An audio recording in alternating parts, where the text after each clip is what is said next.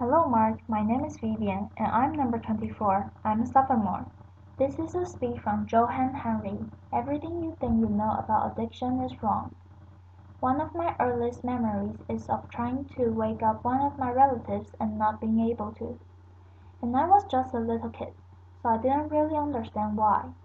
But as I got older, I realized we had drug addiction in my family, including later cocaine addiction. I've been thinking about it a lot lately, partly because it's now exactly 100 years since drugs were first banned in the United States and Britain, and we then imposed that on the rest of the world. It's a century since we made this really fateful decision to take addicts and punish them and make them suffer, because we believed that would deter them, it would give them an incentive to stop. And a few years ago, I was looking at some of the addicts in my life who I love, and trying to figure out if there was some way to help them. And I realized there were loads of incredibly basic questions I just didn't know the answer to. Like, what really causes addiction? Why do we carry on with this approach that doesn't seem to be working? And is there a better way out there that we could try instead? So I read loads so I read loads of stuff about it, and I couldn't really find the answers I was looking for. So I thought, okay, I'll go and sit with different people around the world who read this and studied this, and talk to them and see if I could learn from them. And I didn't realize I would end up going over 30,000 miles at the start. But I ended up going and meeting loads of different people, from a transgender crack dealer in Bronxville, Brooklyn, to a scientist who spends a lot of time feeding hallucinogens to monkeys to see if they like them. It turns out they do, but only in the very specific circumstances. To the only country that's ever decriminalized all drugs, from cannabis to crack, Portugal. And the thing I realized that really blew my mind is almost everything we think we know about addiction is wrong. And if we start to absorb the new evidence about addiction, I think we are going to have a change a lot more than our drug policies. But let's start with what we think we know. What I thought I knew, let's think about this middle row here. Imagine all of you, for 20 days now, went off and used heroin 3 times a day. Some of you look a little more enthusiastic than others at this prospect. Laughter. Don't worry, it's just a thought experiment. Imagine you did that right. What would happen? Now, we have a story about what would happen that we've been told for centuries. We think because there are chemical hooks in heroin, as you took it for a while, your body would become dependent on those hooks. You'd start to physically need them. And at the end of those 20 days, you'd all be heroin addicts, right? That's what I thought. First thing that alerted me to the fact that something's not right with this story is when it was explained to me. If I step up out of this TED Talk today and I get hit by a car and I break my hip, I'll be taken to hospital and I'll be given loads of diamorphine. Diamorphine is heroin. It's actually much better heroin than you're going to buy on the street, because the stuff you buy from a drug dealer is contaminated. Actually, very little of it is heroin, whereas the stuff you get from the doctor is medically pure, and you'll be given it for quite a long period of time. There are loads of people in this room.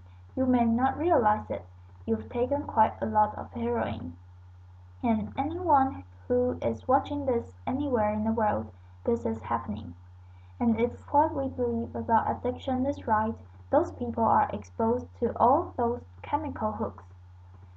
What should happen? They should become addicts. This has been addicts. This has been studied really carefully. It doesn't happen. You will have noticed if your grandmother had a hip replacement. She didn't come out as a junkie. Laughter. And when I learned this, it seemed so weird to me. so contrary to everything I'd been told, everything I thought I knew, I just thought it couldn't be right. Until I met a man called Bruce Alexander. He's a professor of psychology in Vancouver who carried out an incredible experiment I think really helps us to understand this issue. Professor Alexander explained to me, the idea of addiction we've all got in our heads. That story comes partly from a series of experiments that were done earlier in the 20th century. They're really they're really simple. You can do them tonight at home if you feel a little sadistic. You get a rat and you put it in a cage, and you give it two water bottles. One is just water, and the other is water laced with either heroin or cocaine. If you do that, the rat will almost always prefer the drug water and almost always kill itself quite quickly. So there you go, right? That's how we think it works. In the 70s, Professor Alexander comes along and he looks at this experiment and he noticed something. He said, "Ah, we're putting the rat in an empty cage. It's got nothing to do except use these drugs. Let's try something different." So Professor Alexander built a cage that he called Rat Park, which is basically heaven for rats. They've got loads of cheese, they've got loads of colored balls, they've got loads of tunnels. Crucially, they've got lots of friends. They can have loads of sex, and they've got both the water bottles, the normal water, and the drug water. But here's the fascinating thing. In Red Park, they don't like the drug water. They almost never use it. None of them ever use it compulsively. None of them ever overdose. You go from almost 100% overdose when they're isolated to 0% overdose when they have happy and connected lives. Now, when he first saw this, Professor Alexander thought maybe this is just a thing about rats. They are quite different to us.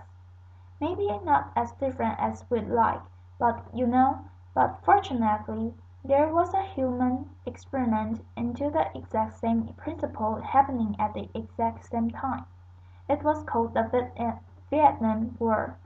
In Vietnam, 20% of all American troops were using loads of heroin, and if you look at the news reports from the time, they were really worried because they thought, my God, we're going to have hundreds of thousands of junkies on the streets of the United States when the war ends. It made total sense. Now, those soldiers who were using loads of heroin were followed home. The Archives of General Psychiatry did a really detailed study, and what happened to them? It turns out they didn't go to rehab. They didn't go into withdrawal. 95% of them just stopped. Now, if you believe the story about chemical hooks, that makes absolutely no sense. But Professor Alexander began to think there might be a different story about addiction. He said, what if addiction isn't about your chemical hooks? What if addiction is about your cage? What if addiction is an adaptation to your environment? Looking at this, there was another professor called Peter Johann in the Netherlands who said maybe we shouldn't even call it addiction. Maybe we should call it bonding. Human beings have a natural and innate need to bond, and when we are happy and healthy, we'll bond and connect with each other.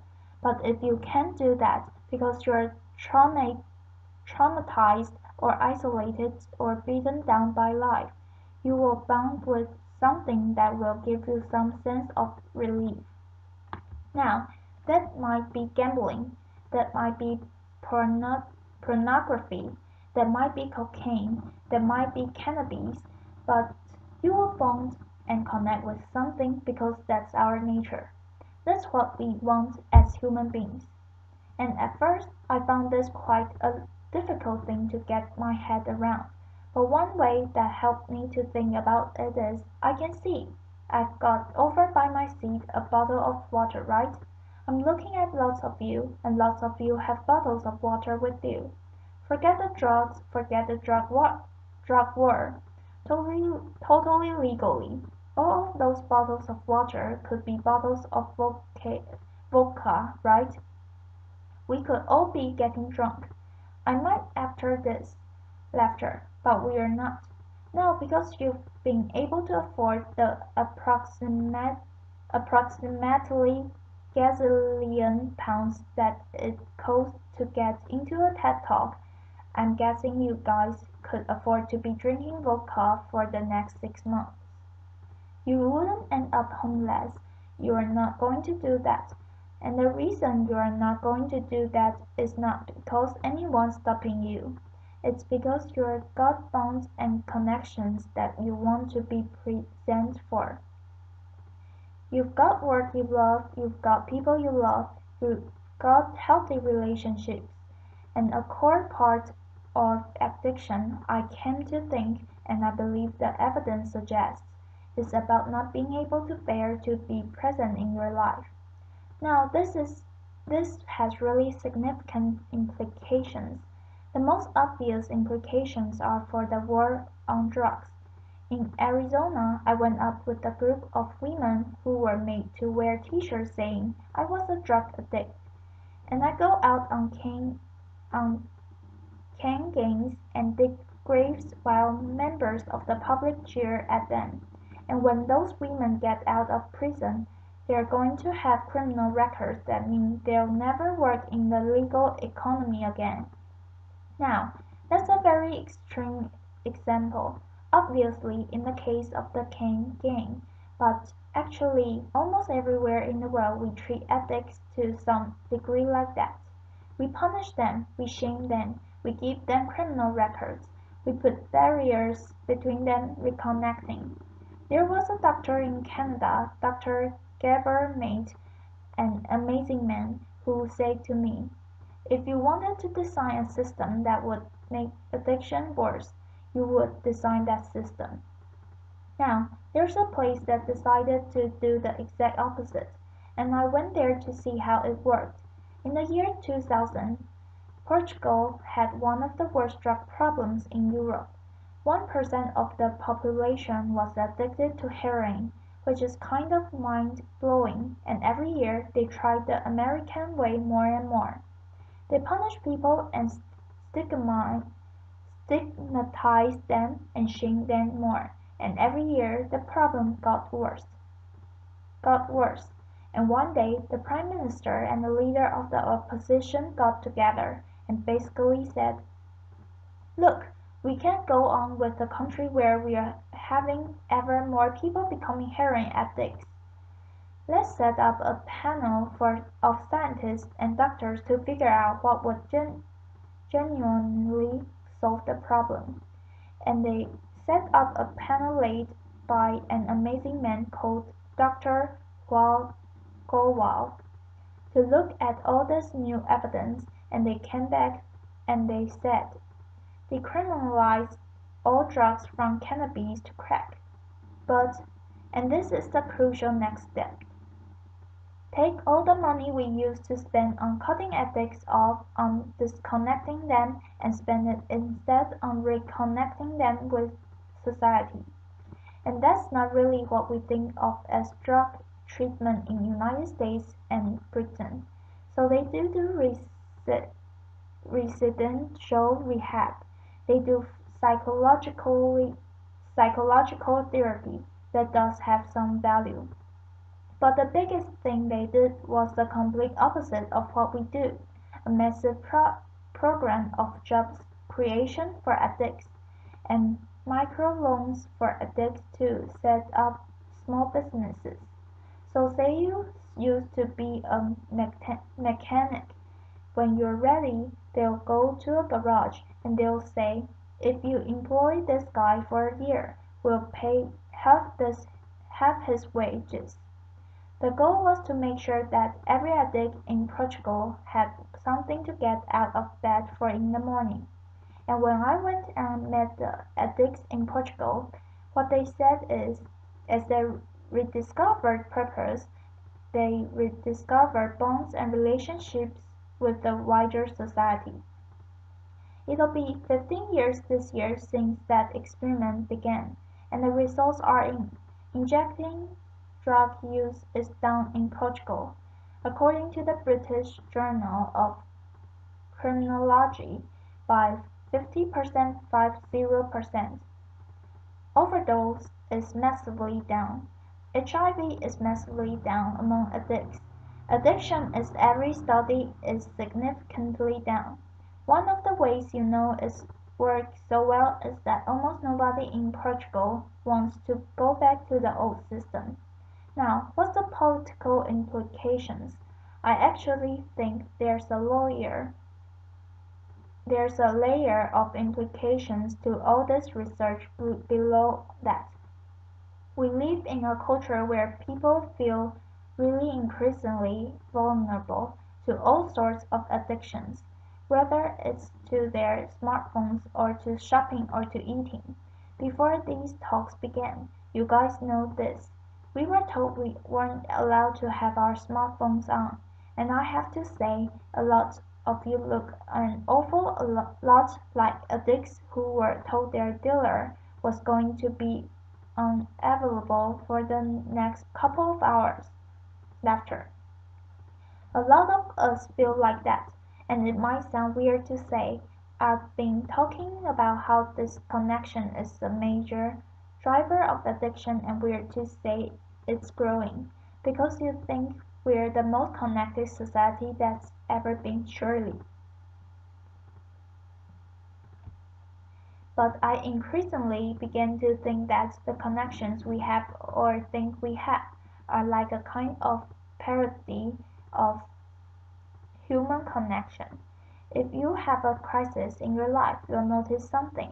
It won't be your Twitter followers who come to sit with you. It won't be your Facebook friends who help you turn it round. It'll be your flesh and blood friends who you have deep and nuanced and textured face-to-face relationships with.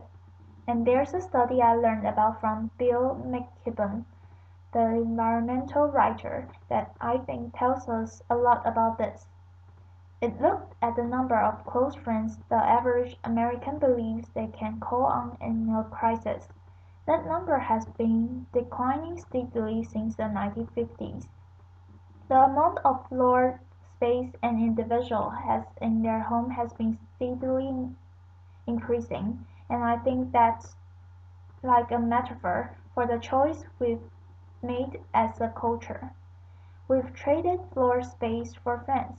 We've traded stuff for connections, and the result is we are one of the loneliest societies there has ever been. And Bruce Alexander, the guy who did the Red Park experiment, says, we talk all the time in addiction about individual recovery, and it's right to talk about that, but we need to talk much more about social recovery.